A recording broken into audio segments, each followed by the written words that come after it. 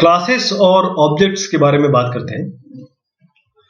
हमने अभी देखा last time abstract data type जिसे हम एडीटी भी कहते हैं।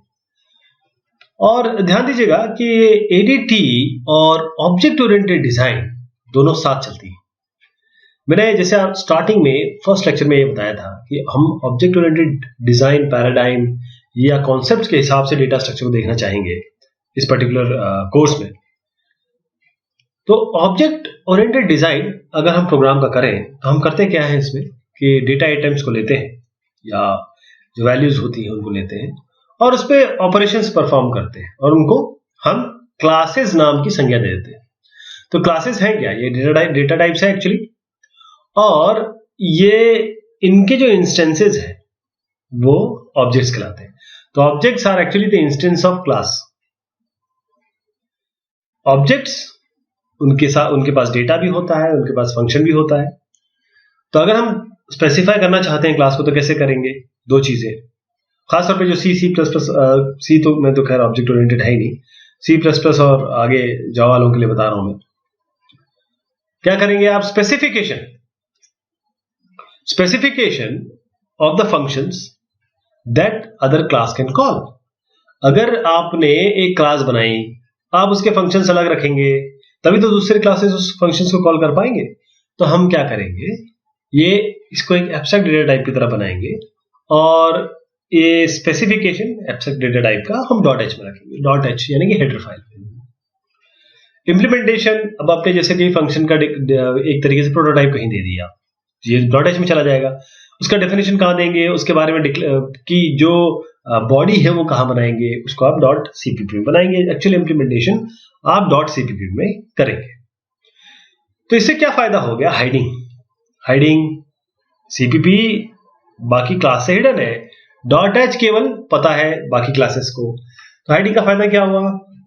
जैसे क्या होगा कि it allows the change the implementation without needing to change the implementation of other piece of the code that use our class। यानी कि अगर आपको चेंज करना हो, इंप्लीमेंटेशन को चेंज करना है, तो हम क्या करेंगे कि वहीं पे इंप्लीमेंटेशन कर देंगे जहां पर आपके कोड लिखे हैं, ताकि दूसरे क्लासों से यूज कर सके। तो class actually abstract data types के साथ ही मैप होती है। बस आप इसको ये समझ लीजिए कि एक स्ट्रक्चर है, स्ट्रक्चर के अंदर फंक्शन डाल दीजिए, वो क्लास हो जाएगी।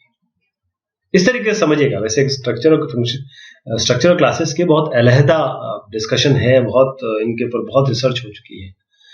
बट अभी हम इसको इस तरीके से मानेंगे, जो नए लोग सुन रहे हैं इसको, कि स्ट्रक्चर के अंदर फंक्शन डाल दीजिए, वो आपका क्लास हो जाएगी।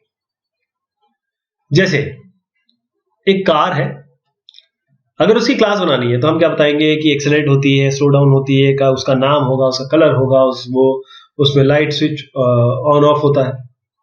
ये तो सारे इसके एक तरीके से उसका एक हमने खाका तैयार कर दिया, क्या क्या कर सकता है, ऑपरेशंस कर दिए, डेटा कर दिए, सब कर दिए। और उसका इंस्टेंस बनाना है तो एक कार, आपका शेवरोलेट की स्पार्क भी कार होती है, ऑल्टो भी होती है, मारुति ऑल्टो, ये भी कार होती है। तो ये अलग अलग कार, लेकिन इनके साथ जो बैकग्राउंड में आपने क्लास बनाई है वो दोनों के लिए सेम है, यानी कि कार इंस्टेंस है उस क्लास का। आपको याद है कि हमने किस तरीके से लिंक लिस्ट को इंप्लीमेंट किया था? हमने मेन फंक्शन में हमने एक वेरिएबल बनाया था हेड के लिए, क्योंकि लिस्ट बगैर हेड के तो चलेगी नहीं। जो लिस्ट है उसका एड्रेस तो कहीं ना, स्टार्टिंग का एड्रेस कहीं ना कहीं होना चाहिए।